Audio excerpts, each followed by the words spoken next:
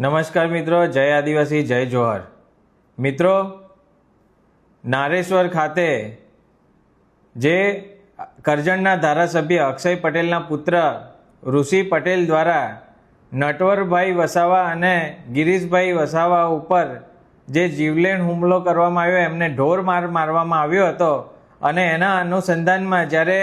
પોલીસે એફઆઈઆર દાખલ નથી કરી, હજુ સુધી તપાસના બહાના હેઠળ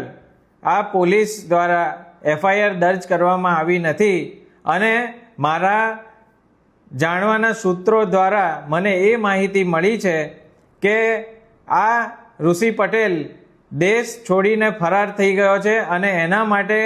ફક્ત ને ફક્ત પોલીસ તંત્ર જ જવાબદાર છે. હજુ સુધી એફઆઈઆર ન ફાટી હોવાને કારણે, આ પરિવારને સુરક્ષા આપી ન હોવાને કારણે મારે આપ સૌને આહ્વાન કરવું છે કે આપ સૌ ખૂબ મોટી સંખ્યામાં આ શનિવારે તારીખ